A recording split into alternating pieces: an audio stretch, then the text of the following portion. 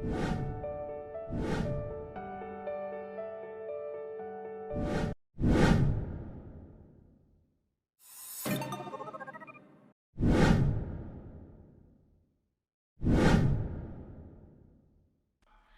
to a new episode of A Journey with Joana Marie, where passion and fashion lead to your ultimate success. I'm your host, Joana Marie, and today we're going to be joined by another fantabulous, as you always know, right? Human being. He is a very good friend of ours in Laurus Enterprises. He is actually a product of Laurus Enterprises. He started with us very, very, very young. And you know what? He is now one of the most successful students that we have in Laurus Enterprises. And with his success, he just makes us feel so proud that he was once a part of Laurus Enterprises. So I'm sure you're excited for this conversation. Let's call him in now. Welcome to the show, Mark. Thank you, Joanna. Thank you so much for inviting me here. And thank you for saying yes. I know this is not something that you do regularly, but always with Laurus Enterprises, it's so easy for you to say yes. And nile-leverage ko yan. Siyempre kayo pa. Thank you, really. So, Mark, can you please share to our audience, or to our viewers rather, something about you? Who is Marc Mancilla? That's a very good question. Who is Marc Mancilla? Whenever I get asked that question, I always have a hard time answering kasi ang daming facets na ni Marc Mancilla. There's the Marc Mancilla learner, there's the Marc Mancilla busy worker, there's the Marc Mancilla who's doing hobbies, and there's the Marc Mancilla trader. So, aling part doon? Kasi combination na siya ng lahat. Okay. Yun. So, I think I would say, to sum it in one word, You're a student of light. ang ganda nun. Thank you. You are. Kasi diba, you become a trader, you become this person doing things that you love, and you become this coach to a lot of people because you invest or because you believe in your learning. Okay, more than being a learner, you are a student of life. Thank you doon. Yun yung lagi ko isasagot. Thank you. All right. So as a student of life, Mark, you started very young. You were just about 13 years old, if I'm not mistaken. Yes, ate po ako. That's the truth. And what I love about your story, and what's fascinating for me, is that you becoming part of the events that we do in Laurus Enterprises, because we do cash flow workshops, Miller Mind Intensive, seminars and trainings po. And Mark here started with a Cash Flow 101 workshop when he was still 13 years old. Sa leadership ba ito o sa pag-inspire sa'yo ng mommy mo? Can you please share to our audience a little bit of that information? Okay, sige. Yung press release it was very inspiring. I wanted to have, my mom wanted to have a very successful son, of course.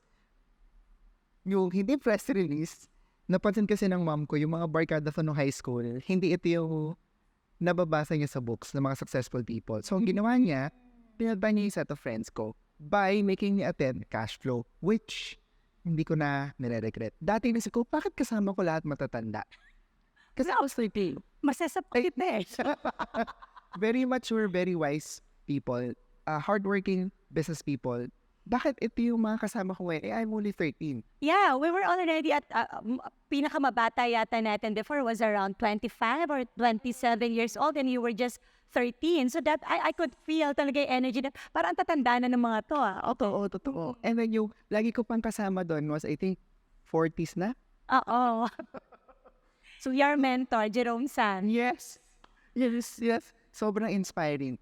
Hindi ko ma-figure out bakit ako nandito noong unang day until I got to play the game. Got me interested, got me hooked. And then, nung time na yun, silent kid pa ako. May worksheet ako, pero parang, okay, sige, try mo lang roll, pero no one's doing any negotiations with me. Okay, because you're so young. Of course. And after nun, na-realize ko, wait, kung ganito pala kadali kumita sa real life, it was a cash flow board game. Parang siyang Monopoly with, well, yung nakalagay nga doon, it's like Monopoly on steroids. Yes. Nung nakita ko, parang ganito, kung ganito lang kadali kumita sa real life, edi, why don't I do it sa actual? Bakit di ko siya gawin sa real life? Tinry ko, hindi pala ganon. Then bumalik ulit ako sa Lotus. Bakit hindi ganon? And then I asked, kaya lagi ko nakasama. Napansin ko, kasama ko yung friends ko in school only during classes. But after that, kausap ko either si Sir Jerome, Sir L, si Kurt, or kayo. Yun. Mas less ko na kayo kausap. So talagang pala, it was a decision immediately na ikaw na mismo yung nag-decide that, okay, this is the kind of environment that I want to be in. It's because you already saw the potential for you. Yes, of course. Imagine mo naman sa cash flow, you get to experience earning. Malaking bagay to for young adults na it's a big thing if they start learning how to earn it. It's something that they can call their own. It's something that they can use to buy the things that they want. So, ang sobrang laking bagay sa akin na thought yung, what if kaya ko fumito on my own? And then that means I can buy the things that I want without my parents Funding it. Oo, Yes. Oo. Kasi, go ahead. totoo ba? Kasi sa cash flow, may specific card doon. It was the $1 card. You remember that? Oh my gosh. Everybody loves the $1 card. Who wouldn't? Right. And the next person, nabunot niya 40 agad. Wow. Yung time na yun, yung allowance ko, hindi ganun kataas. Okay. So, inisip ko, if may time na, if kaya ko palang gawin to in real life, bakit hindi ko man siya aralan? Bakit ko siya gawin? Doon ako na-excite. Doon sa part na, kaya ko palang kumita, kaya ko palang gawin to. And you were just 13 or 14 years old nung iniisip mo itong mga bagay na to. Ang amazing, no? Pero, let me ask you also, Mark, kasi napafascinate din ako sa mom mo. How was she able to convince you to actually come to the Cash Flow 101 workshop? Kasi for a teenager like you, I could just imagine yung scenario na naghahaltakan kayo, na dinadrag ka ng mommy mo papunta sa car hanggang makarating kayo dun sa venue ng Cash Flow 101 workshop eh. How did she do it? Hindi naman kailangan kami i-convince. Kailangan niya lang kaming dalhin. Okay. And then, nung nandun na, sige, I forgot kung ano yung sinabi ng mom ko eh. Pero, sabi niya lang, we're going to attend a seminar, samahan mo ako. Yun lang. So mabait ka lang talaga. Pero you mentioned something about the love language. Na alam ng mommy mo what kind of language to use on you. That's why it was so easy for you to get convinced. Actually, dun magaling yung mom ko eh. Kaya naintindihan ng mom ko na once hindi enough to put me in that scenario, kailangan may sustainability rin yun. Kailangan manggaling din sa akin yung decision. So the first part, it was really my mom's decision. And then, nung nakita niya, okay, so may gain na and everything, nung pa-uwi, we were talking about, I remember noon, I was talking about strategies, how to win the game. Kasi sa game, it was something na kaya ko ma-explain, kaya ko maintindihan, very familiar with me. Okay. Yung sa game na yun. Yes. So, pinag-usapan namin in the language of game. Kasi first, it's a board game. Diba? I want to know more. Kasi you started making money even though you were still in your teens and you were studying. Some people, may mga naririnig akong stories from other people that because kumikita na sila, they neglect the studies already. Ikaw ba, dumating ka din ba dun sa point na naisip mo na, hindi ko natatapusin tong pag-aaral ko kasi I can make money naman eh. Of course. You did. Yes, honestly. And the thought was even, bakit pa kailangan tapusin to? Kasi diba, you study so you can look for a work. And pag may work ka na, kaya mo na kumita. Or, hindi ko na maalala, is it 20,000 yung starting na ngayon? If there's a way for you to earn more than 20,000, bakit kapag mag-go through sa process na yun? Yes. Tinanong ko yun sa parents ko, sobrang talino talaga nila. Simple lang yung sinabi nila. How can you say, or how can you advise, or how can you make your kids go to school if ikaw hindi ka nag-school? Nakita nilang kumikita ka na, tapos hindi ka nag-school. Ano yung right mo to tell them you have to go to school? Yun lang. Parang oo nga, no? Because you also wanted to, yung kids mo in the future, na magkaroon pa rin, maging professional pa rin. Coming from school pa rin, graduate sa Schools pa rin. Okay. To build the network, build their confidence, go through the process. I think schooling is something na rite of passage ng mga bata. Yun yung childhood nila eh. So, fast forward to right now, you are a trader and you are mentoring lots of people, hundreds if not thousands of people into trading, making money out of trading, right? What is the advice that you can share to them coming from your own experience? Kasi maraming tumataya sa trading, nag-aaral, nag-i-invest, right? And then, ang mentality nila, oh, I'm going to make lots of money agad-agad. Is that right? Yes. Really? In your case, it is. Yes, okay. Yes. That was the same mentality that I had when I started. That's the mentality you need to keep going. As in trading is a very frustrating endeavor. Ang daling masunod sa trading. Usually, you lose 90% of the time sa simula. Kasi parang you're weeding out all of the things that you don't need to be a successful trader. Kumbaga, ang daming mga paradigm shift if you want to be successful in trading eh. Diba? Yung the usual idea is you have to work hard to earn money. Sa trading, hindi ganon. Hindi ka pagpapawisan, hindi ka nagbubuhat ng mabigat na sako, hindi ka nagbubuhat ng mabigat na sako, hindi ka nahihirapan, walang ganon. It's all about working smart, it's all about taking advantage. But it's all about this. And all about this. And this. yes. If mahina ang kalooban, if mahina yung puso mo sa trading. Yeah, it's a game of, parang being able to be okay with greed and fear. Tama ba? Yes, with handling your emotions. And the thing is, with emotions, if you don't know how to handle your emotions, yun yung magko-control sa'yo unknowingly. Hindi mo malalaman na nakakontrol ka na pala ng emotions mo. How are you going to do that? How not to be controlled by your fear or by your greed? To share my story, nung panahon na yon, walang trading psychology. It was really just a desire to want to succeed at something. Kasi knowing yung sarili ko, I would really have a hard time applying for work kasi mababa yung grades ko. I thought that was the defining factor. Ang baba ng grades ko, na-extend ako ng 1 year. I wasn't the smart person sa school. Yes. So I think may hirapan talaga ako. So ang ginawa ko, bago pa graduate, I really forced myself to understand and to learn trading. And no time na yon, dami kong pinagdaanan. Kumuha pa ako ng investor. Ako, Diyos ko, do not.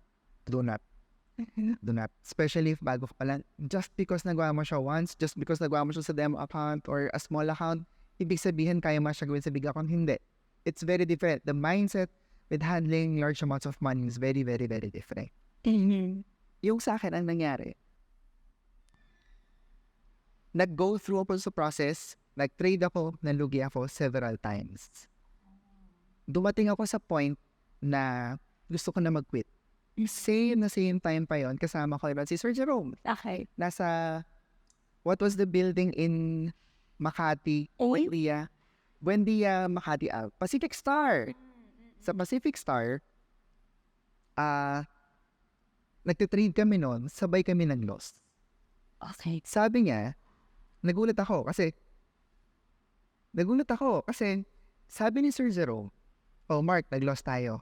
Kinabahan ako kasi mas malaki yung account ni Sir Jerome. Kaso, ang gamit namin, strategy ko. So, nakapansin siya po, ang laki ng loss niya. Feeling ko, ako yung nagpa-loss sa kanya. Gusto ko na mag-quit nun. Nagsabi na ako kay Sir Jerome, I don't think this is for me. Simple lang yung sinabi ni Sir Jerome sa akin. Kasi down na ako eh. Down na ako. Sabi lang na sa akin ni Sir Jerome, alam mo, you can quit. You can start again, new venture, new business. Just remember, if you're going to start a new venture, a new business, you're going to start from scratch. Compared to sa trading, if you decide to pursue this, you have something to use. You have a learning, you have a loss that you can use to step on para mas makaangat ka. Yes. Face for learning. Oo nga, no? And I think, pag-uwi nun, naalala ko yun kasi sakto, I thought I was creating a vision board. Nakita ko nun sa ads, there was a picture, hindi ko alam if alam to ng mga viewers natin. Malalaman na nila. Ngayon, comic strip siya na minor siya eh. Minor yon. Tapos, ang nakalagay sa taas, dalawang minor. Yung isa, nag-go, lumapas. Yung isa, nag-quit. Just a few movements doon sa And then I go, yes. sa kalagay doon, are you still going to quit now? pinapatamaan naman ako nito. It was a short comic strip. Sumikat yun sa memes. Sumikat yun dun sa memes. Yun. Tapos pag uwi na, it made me think. Tapos from there, lagi ko, tuwing nagkakaroos ako, tuwing na-demotivate ako, Naalala mo yan? yun ang naaalala ko. Awesome. So, parang yun yung naging anchor mo. Yes. Kasi wala pang training psychology nun. Wala nag-uusap about handling emotions. It was just do this, just follow this plan. Making money. Making money, yun lang. Yes. Now, people are more fortunate kasi may gano'n na, may training coaches na, there are resources for training psychology, there are a lot of resources for people who want to do trading na. Yes. Ang masasuggest ko lang, ang dami ko na nasabi. Yes. For trading, you need an accountability body. Yeah. Can you please share to me why is having an accountability partner in trading very important? Because in everything that we do, we always advocate that somebody who can check on you and somebody, makakasama mo whether win or lose. Napaka-importante. Pero in trading, how is it very important? Of course, I can share that. Sa trading, ang kalaban mo dito, hindi yung market, hindi yung other traders, hindi yung broker, hindi yung charts. Ang pinakakalaban mo talaga sa trading, yung sarili mo. So how can you kalaban or how can you work with yourself? How can you work on yourself if ang kalaban mo is yourself mismo? Yes. Medyo kailangan mo ng outsider to call you out to say, oy, I think you're being this, or I think the emotion that you're feeling right now is this. Okay. Sometimes, hindi pa kailangan maging trader accountability market mo. Minsan, kailangan lang nila tanungin, right before you do the action, right before you trade. They just have to ask you, bakit mo yan iti-trade? Bakit mo yan gagawin? Just so you can double think. Just so you can verbalize to them, ano yung reason ba't ka mag-trade? Bakit po kuhain yung opportunity na yon? Sometimes, traders just need to hear it straight from them. Yes. Kung tama ba yung gagawin sila. Kasi most of traders doon natatalo kapag they do any unnecessary trades. Of course, when you choose an accountability partner, what would you advise? Ano yung dapat hanapin nila sa person na to? Kailangan someone that you trust. Number one. Dearly trust with your life. Hindi kailangan hindi kailangan maging lifelong partner if nagkaka-clash kayo. When strangers, sometimes strangers would actually be better kasi wala silang attachment, emotional. Ang ganda ng pagkakatuloy mo doon. Oo, totoo. Sometimes it works best ganun. May mga ibang tao kailangan yung jowa talaga nila. Kailangan yung partner nila kasi doon sila comfortable Yes. And speaking of jowa or partner, you and Nikki, right? You guys are accountable partners ba in terms of your trading? Of course. How are you supporting each other in terms of your trading journey? Maganda to. Of course, I cannot speak for Nikki. Okay. I can speak for my experience. Kinikilig ka? Pati dali ako kinikilig.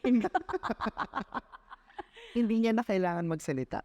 Hindi niya na actually kailangan maging in the room Before pa ako gumawa ng kahit anong trade. Kasi whenever you do a trade, may resibo, may account history, nakalagay, naka-record. Before I even do a trade, iniisip ko, if makita ba itong trade na to ni Nikki, proud ba siya? O matatrash talk niya ako? So, syempre, me being a very proud trader, kasi the way ang dynamic kasi namin ni Nikki, nagpapataasan kami. We're rivals in that sense. We support each other. Even until now? Yes! Okay. Ay, naku po, alam mo lang kung gano'n kami ka-competitive. Talaga? Or hindi ako nagkakaroon ng bad trades.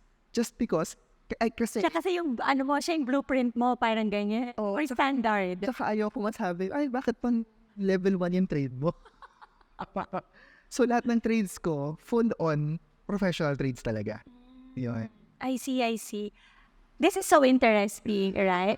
Because I think I remember Nikki saying before in one of her posts na sabi niya napaka-importante talaga na pipiliin mo yung partner mo in life. Of course. So it's either, sa inyo, yung dynamics niya, it's either you support each other or you compete with one another. Pero healthy competition, I believe.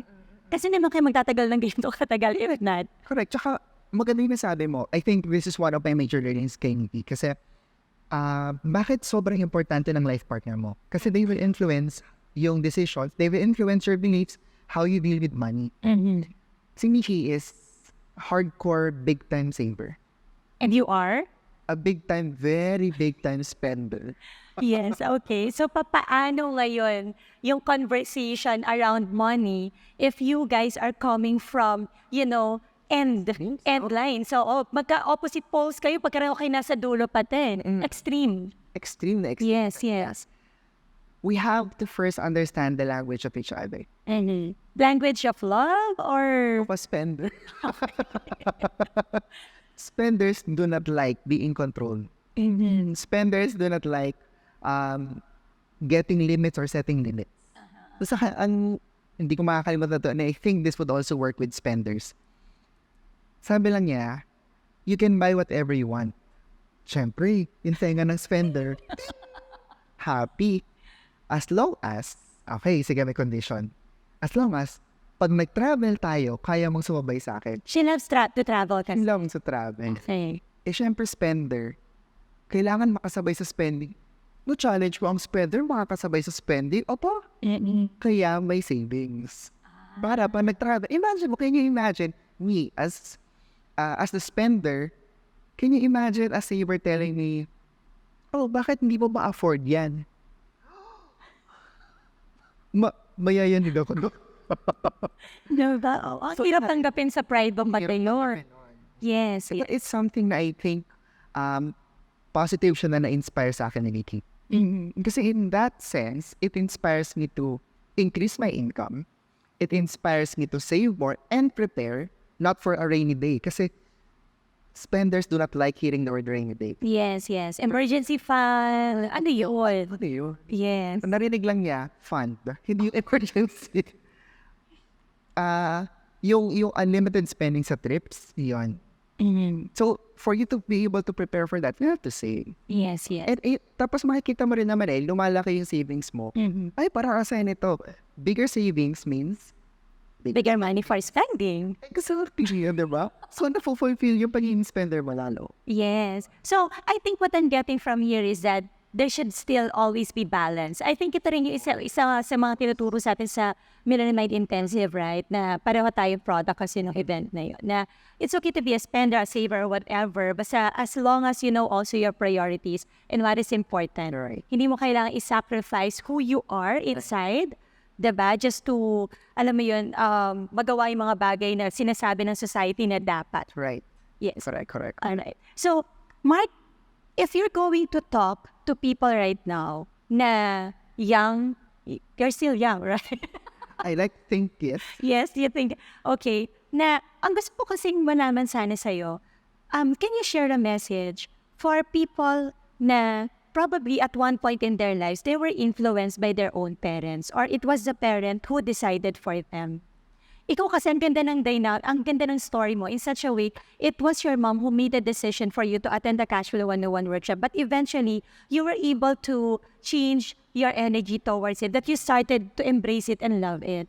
But there are some people that I know also na at one point in their life, it was their parent na nag-decide for them. And even until now, and many years after, they still regret na sinunod nila yung magulang nila or they actually hated their parents for that. What can you tell them right now? Well, the parents, yung alam ng parents, yung pinapagawa ng parents are the things that they know would work. And so, if it's not working for you, wag mo namang masamain sa parents mo. Kasi yun lang naman yung nag-work sa kanila, yun lang yung sinishare nila. And they just really want the best for you. Baka na nagkataon hindi nag-work na ngayon sa panahon na ngayon. Yun. But of course, do not discount their knowledge. Kasi they also have timeless knowledge na makukuha mo lang sa experience. I would suggest, of course, aside from listening to your parents, read books. Expose yourself to seminars. Best talaga yung seminars. Especially for me. Ilang taon akong ginugroom ng mom ko to love books. Kaso movies talaga yung gusto ko. Maybe you're a visual person kasi. Yes, Okay. yes. And for me, I think a lot of viewers can also relate. Mas gusto nila yung hands-on. They learn most kapag may ginagawa sila or na-experience nila first hand. So I would suggest, if they have the opportunity, attend seminars like the Millionaire Mind Intensive. Look for, if medyo napapriceyhan ka, look for deals. Or think of it like this. You can either spend 5 years, 10 years trying to figure out what you should learn or what you should do. Or just attend the MMI.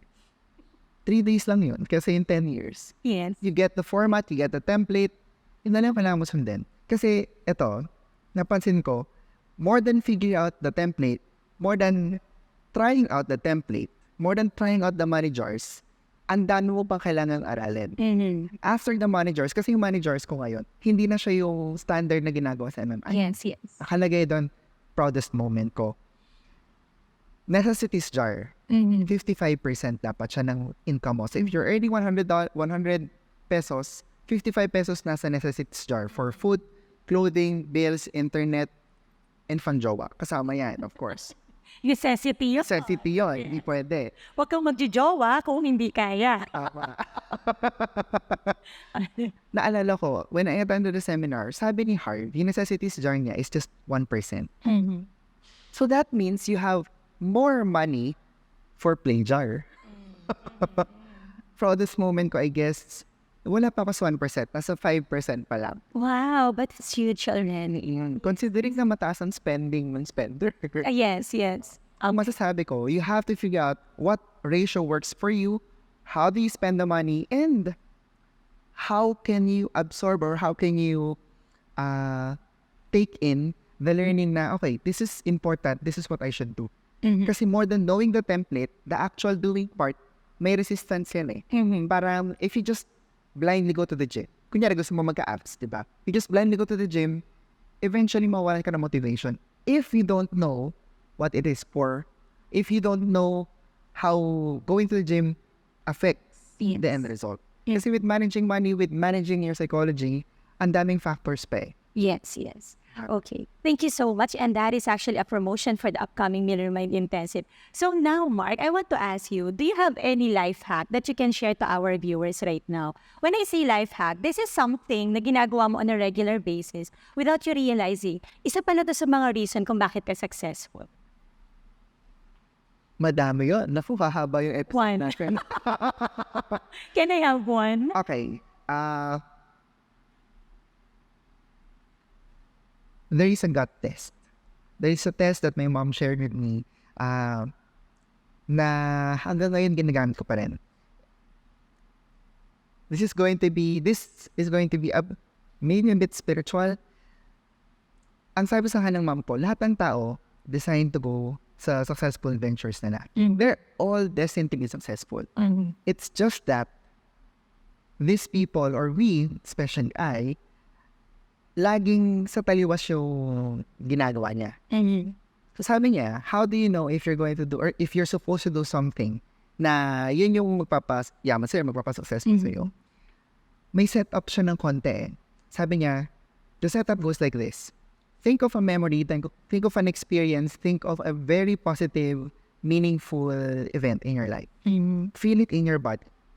Notice how the gut feels or how the gut reacts. Yeah, the center kasi. The centers. Oo. Okay? And then, sige, brush it off. Now, think of a negative experience, the most negative. Mafe-feel mo yung nag-clench yung gut eh. Okay? Now, whenever you make a decision, The gut, yes. It's the gut feel. It's like parang compass, north, south. There's a reason why it's called gut feeling. Yes. Yeah, because it's more related. Yeah, it has a spiritual energy towards it.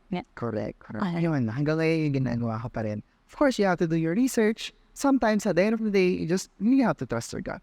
Ay, alam mo, Joana, I know you said that one. Okay na ba mag-add na isa pa? Pag-isipan ko. Hindi, of course. Sige, go ahead and share it.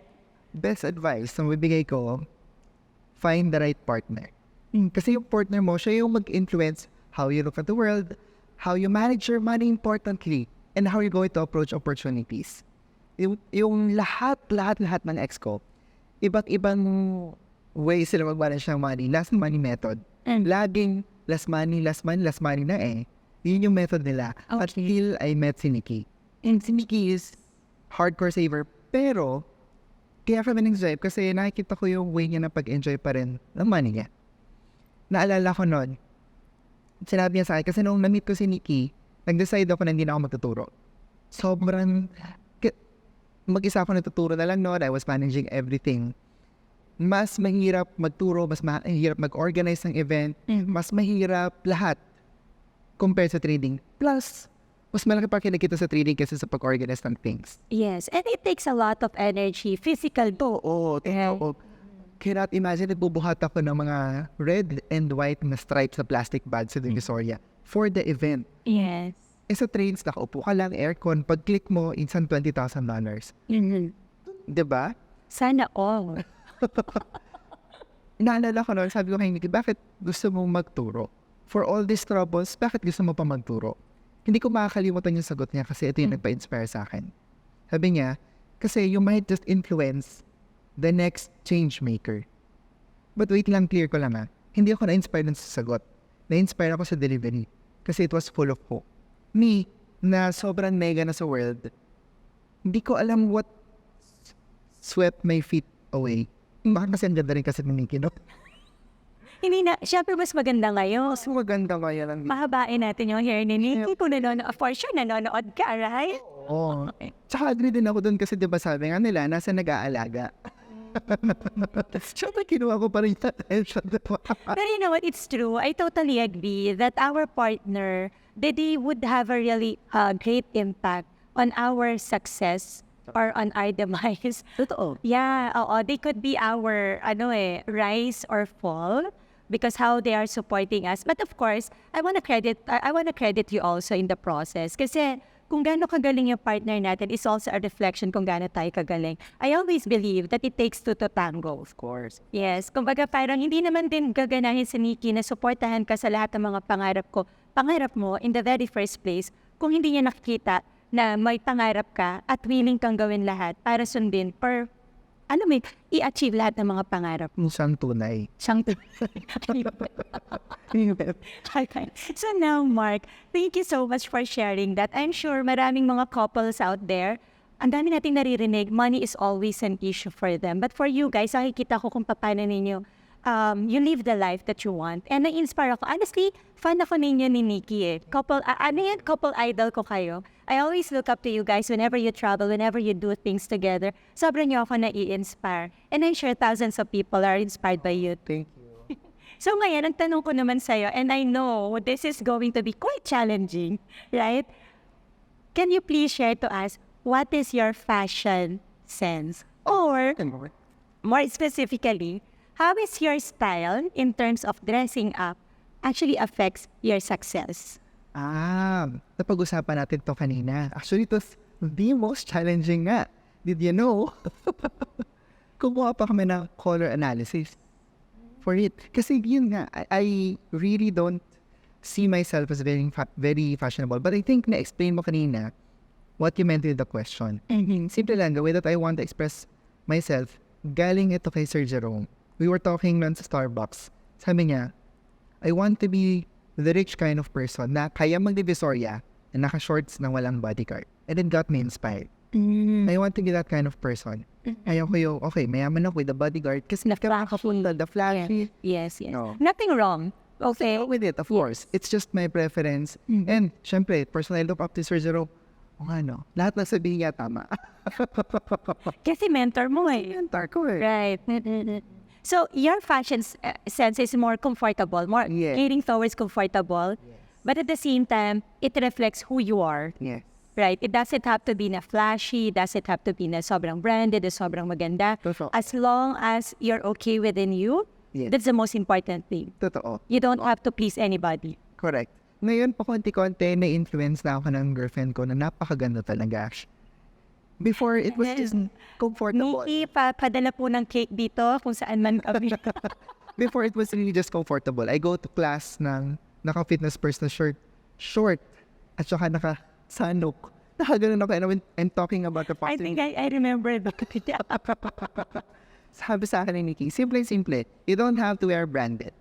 There's such a thing as quiet luxury pala. May ganun pala. Yes. You just have to look good enough for yourself na comfortable but looking good enough. Napansin ko dahil dun sa statement na yun, nagbago yung wardrobe ko. Apparently, ngayon, lahat ng suot ko, lahat ng comfortable ko na clothes, sobrang fashionable na. Actually, nagulat ako mas mahal pa yung comfortable na fashionable kasi yung just Oh my gosh, oo. Diba? Like halimbawa, sina Mark Z, sabi mo gray shirts lang yung suot nila. Yung gray shirt naman, 500,000 pesos ang worth. Oh, you know what, Mark? Sobrang bitin yung conversation natin. I'm sure there's still a lot more that we can learn from you and our viewers. Nabitin din sila sa conversation na to kasi ang sarap malaman ng mga, alam mo yan, yung mga stories na hindi mo regularly na-share to a lot of people. But thank you for sharing it to our platform today. And this episode is for the benefit of Loveyouself PH. We want to thank you for allowing A Journey with Joana Marie, the entire production, and myself to support your cause. Loveyouself PH. Mission is by empowering oneself, enriching relationships, and embracing innovations, we provide a safe space for communities. And of course, to all our sponsors, thank you for being part of this episode today. If you want to learn how to trade the Forex market for just 5 minutes per day, you can check us out at the links below. Lee Advantage, right? Yes, Yes. advantage.com. Yes, they are available at Facebook and Instagram. Meron din ba? Yes, correct. Alright. Yeah, I'm a student of Lee Advantage, my husband and I. So, totoo po, 5 minutes a day, pwede niyo po matutunan from them. Thank you so much, Joanna. We would like to thank the following. 𝗵𝘄 Automotive PH. Visit their website at 𝗵𝘄.ph. I am Fantabulous by Joana Marie. Be effortlessly stylish. Go to www.iamfantabulous.byjoannamarie.com. Laurus Enterprises, empowering you to reach new heights of success.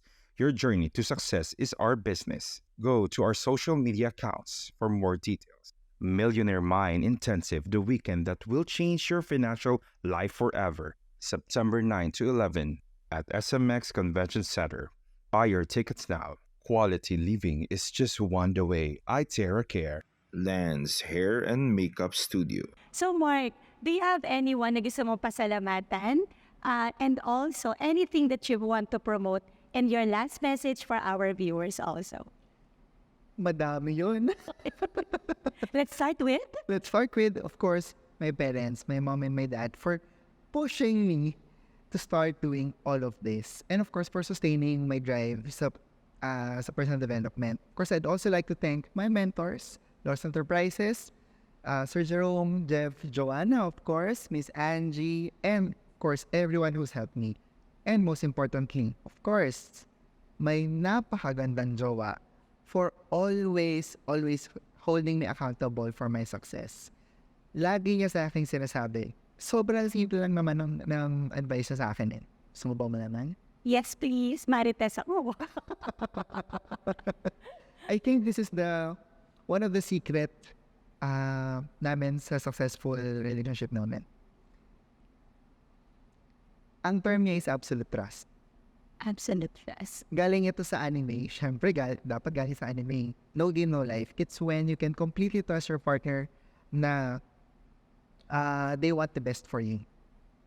Kasi if you can do that, I think you can be, yun yung tinatawag nilang push. Yun yung tinatawag nilang extra inspiration for you to go after your dreams without having to worry about your partner. Kasi alam mo, all in sila sa'yo. Amen. All right. That is so nice. Mark, thank you so much for giving us your words of wisdom. And I'm sure to you, our dear viewers, you learned a lot from this conversation with Marc Mancilla. Always remember, you are beautifully and fantabulously created for a purpose. So I'll see you next week. But until then, smile and bye for now.